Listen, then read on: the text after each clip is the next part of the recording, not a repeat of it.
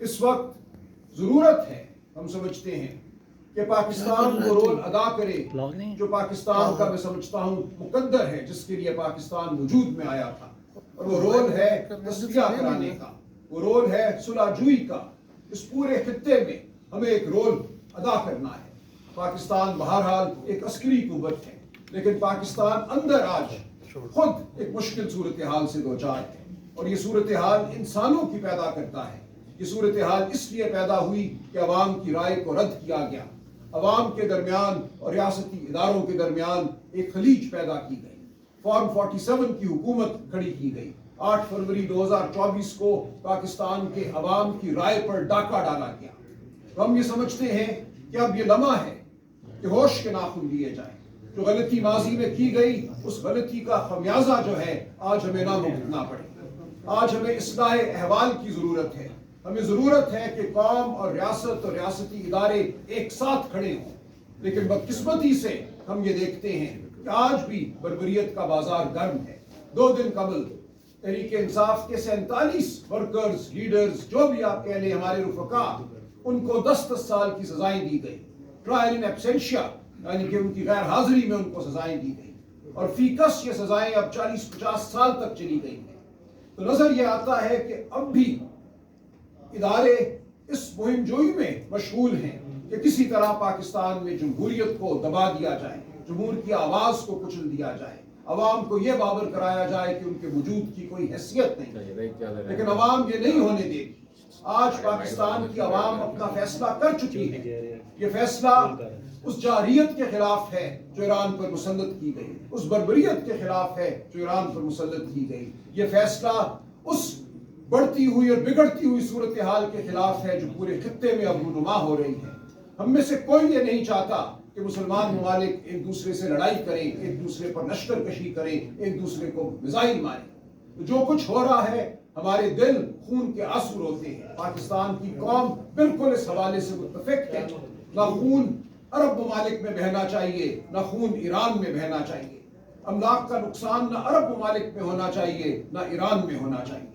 تو اس وقت پاکستان کو اور پاکستان کی قوم کو وہ رول ادا کرنا ہے، وہ رول جو صلح کا رول ہے، وہ رول جو امہ کی فلاح کا اور مضبوطی کا رول ہے، ہم سب کو اکٹھا کرنے کا رول ہمیں ادا کرنا ہے۔ لیکن یہ اس وقت تک ممکن نہیں ہوگا جب تک ہم پاکستان کے اندر جو انتشار برپا کیا گیا ہے ایک جھوٹ کے نتیجے میں، اس انتشار کو ختم نہیں کریں گے۔ اس وقت ضروری ہے کہ وہ قوتیں جو اقتدار پر مسلط ہیں وہ ہوش کے ناخن لیں، وہ جانیں، وہ یہ سمجھیں کہ ایران ہو یا افغانستان میں جب کلش ہو، اس سب کا حل یہی ہے کہ ایک بڑا ہم ڈائیلاگ کا سلسلہ شروع کریں ملک کے اندر اور پورے خطے میں۔ ہم تمام لوگوں کو بٹھائیں، خواہ وہ افغان نمائندین ہوں، اکابرین ہوں، خواہ وہ ایران کے لیڈر ہوں یا عرب ممالک کے لیڈر ہوں، ہم سب نے اکٹھے بیٹھ کر اس مسئلے کا حل نکالنا ہے، ورنہ ہم سب ایک ایسی تباہی سے دوچار ہونے جا رہے ہیں جس کو شاید ہم نے آج تک سوچا بھی نہیں۔ پاکستان میں جو اس کے اثرات ہیں اس آنے والی تباہی کے، وہ آج بھی نمایاں ہو چکے ہیں۔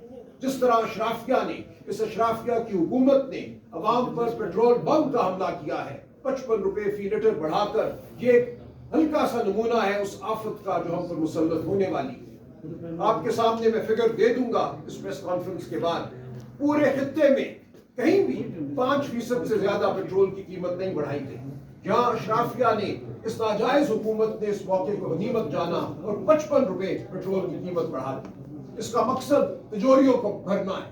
اس کا مقصد یہ ہے کہ 11-12 ارب روپے کا جو گلف سٹریم جیٹ آپ نے خریدا، جس پہ آپ کا ماہانہ خرچہ 4-5 کروڑ روپے ہونا ہے، ہمیں بتایا گیا ہے، ان خرچوں کو پورا کرنے کے لیے آپ عوام سے پیسہ چھین رہے ہیں، عوام پر آپ مزید مہنگائی کا بوجھ ڈال رہے ہیں، کیونکہ آپ کو یہ گوارا نہیں ہے کہ اشرافیہ کی جو شاہ خرچیاں ہیں ان کو کم کیا جائے۔ یہ آپ نہیں کریں گے۔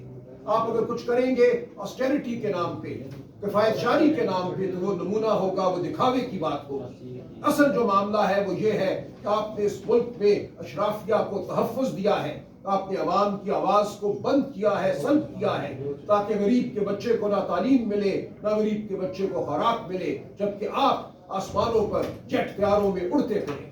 تو اس نظام کو اب ہمیں بدلنا ہوگا۔ ہم آج پرزور اپیل کرتے ہیں کہ یہ وہ وقت ہے جب ہم اپنے ماضی پر نظر ڈالیں، اپنے مستقبل کی فکر کریں، اکٹھے بیٹھ کر وہ فیصلے کریں جو پاکستان کے حق میں ہیں، جو پاکستان کی عوام کے حق میں ہیں، جو غریب کے حق میں ہیں۔ کسی کو کوئی غلط فہمی نہیں ہونی چاہیے کہ پاکستانی قوم صہیونی اور امریکی بربریت کے خلاف کھڑی ہے۔ وہ آپ کا ساتھ نہیں دے گی اگر آپ اس بربریت کا حصہ بنیں۔ پاکستانی قوم، جیسا کہ میں نے عرض کیا، عرب ممالک کے ساتھ کھڑی ہے، ایران کے ساتھ بھی کھڑی ہے۔ ہمارے دل دھڑکتے ہیں پوری امت کے ساتھ۔ تو میں آج پھر پرزور اپیل کرتا ہوں، اور یہی عمران خان کا ہمیشہ نقطۂ نظر رہا ہے کہ ہم نے امت کے لیے کھڑا ہونا ہے، ہم نے امت کے ہر حصے کو مضبوط کرنا ہے۔ ہم نے یہ نہیں کرنا کہ ایک کے طرفدار ہو جائے اور دوسرے پر حملہ کر دے۔ آج خبریں آ رہی ہیں کہ پاکستان سے تقاضا کیا جا رہا ہے کہ وہ اپنے عسکری اثاثے جو ہیں ان کو استعمال میں لائیں، یا کم از کم ایک تنبیہ کریں ان اثاثوں کے حوالے سے۔ کیوں ہم یہ کریں کہ اپنے بھائیوں کو تنبیہ کریں؟ ہم نے اپنے بھائیوں سے تنبیہ کا معاملہ نہیں کرنا۔ ہم نے اپنے بھائیوں سے، وہ ایرانی ہوں یا عرب ہوں، ہم نے محبت کا، پیار کا معاملہ کرنا ہے۔ ہم نے اپنے عوام کے ساتھ پیار کا معاملہ کرنا ہے۔ ہم نے اپنے غریبوں پر اور مصیبت نہیں مسلط کرنی۔ تو یہ ہیں وہ بڑے مسائل جن کا آج ہمیں سامنا ہے، اور جن کے حوالے سے ہم پیش ہوتے رہیں گے۔ آج بھی پیش ہوئے ہیں۔ ہم پر یہ فرض ہے پاکستان کی سب سے بڑی سیاسی قوت ہونے کے ناطے کہ ہم عوام کی آواز اٹھاتے رہیں، وہ آواز اٹھاتے رہیں جس کو سلب کرنے کی کوشش 8 فروری 2024 کو کی گئی تھی۔ جس طرح سے مقدمے چلائے جا رہے ہیں، بابر امان صاحب مزید بات کریں گے، تفصیل سے آپ کو بتائیں گے خطے کی جو صورتحال ہے اور آگے ہمیں کہاں جانا ہے۔ علامہ ناصر بات کریں گے۔ آج ہم بات نہیں کر رہے اہل تشیع کے حوالے سے یا اہل سنت کے حوالے سے، ہم بات کر رہے ہیں مسلمان ہونے کے حوالے سے، ہم بات کر رہے ہیں پاکستانی ہونے کے حوالے سے، ہم پیار کی بات کر رہے ہیں، ہم یگانگت کی بات کر رہے ہیں۔ تو جو کچھ ہو رہا ہے اس کو رکنا چاہیے۔ عمران خان اس قوم کی آواز ہے۔ عمران خان وہ شخصیت ہے جو ایران میں بھی رول ادا کر سکتا ہے، جو افغانستان میں بھی رول ادا کر سکتا ہے۔ اس کی آواز کو مقید کر کے، بند کر کے آپ پاکستانی قوم پر ظلم ڈھا رہے ہیں۔ آپ کو یہ رویہ بدلنا ہوگا۔ عمران خان کی صحت کے حوالے سے ہمیں سخت تشویش ہے۔ عمران خان کی آنکھ کے حوالے سے ہمیں کوئی مصدقہ حقائق نہیں دیے جا رہے۔ سلمان صفدر صاحب کی رپورٹ جس میں یہ کہا گیا کہ 85% ان کی بینائی ضائع ہو چکی ہے، وہی وہ آخری رپورٹ ہے جس کو ہم مانتے ہیں۔ یہ کوئی وجہ نہیں ہے کہ آپ عمران خان کی صحت کے حوالے سے معاملات کو واضح نہ کریں۔ کیا وجہ ہے کہ آپ ان کے ذاتی معالجین کو، ان کے خاندان کو ان تک رسائی نہیں دیتے؟ کیا سازش ہے پاکستان کے سب سے بڑے قومی لیڈر کے خلاف؟ ہم تقاضا کرتے رہیں گے، ہم چپ نہیں بیٹھیں گے، اور ہماری یہ پوری خواہش ہے کہ یہ ملک خوشیوں کا گہوارہ بنے، امن کا گہوارہ بنے، ہم سب اکٹھے بیٹھیں اور اس ملک کی فلاح کے لیے سوچ کریں۔ لیکن آپ کا ارادہ یہ نظر آتا ہے کہ آپ اس ملک میں بربریت کے ذریعے انتشار پیدا کرنا چاہتے ہیں، آپ لوگوں پر ظلم ڈھانا چاہتے ہیں، جھوٹے مقدموں میں لوگوں کو سزا دینا چاہتے ہیں تاکہ اس ملک میں امن نہ ہو، آتشی نہ ہو۔ پرسوں میں گیا دعا کرنے ایک ایسے نوجوان کے گھر جو 35 سال کی عمر میں موت کی آغوش میں جا چکا ہے۔ 9 مئی کے بعد مہینوں وہ جیل میں رہا۔ اس کو ہسپتال کی ضرورت تھی، اس کو دل کا عرضہ لاحق تھا، اس کو ہسپتال نہ مل سکا اور باہر آ کر وہ اس دنیا سے رخصت ہوا۔ ایسی کتنی داستانیں کہ نفرت کے بیج بونا بند کرو۔ تم پاکستان کی ہر گلی میں، ہر گاؤں میں نفرت بو رہے ہو۔ بند کرو یہ عمل خدا کے لیے۔ پیار کو موقع دو، امن کو موقع دو، مل بیٹھنے کو موقع دو۔ تو ہم حاضر ہوتے رہیں گے، ہم اپنی بات کرتے رہیں گے، ہم پیچھے ہٹنے والے نہیں ہیں۔ عوام کی آواز ہمارے لبوں سے گونجے گی۔ آپ ہمیں جیلوں میں ڈال دو گے اور یہاں آ کے بیٹھیں گے، وہ وہی بات کریں گے جو بات آج ہم کر رہے ہیں۔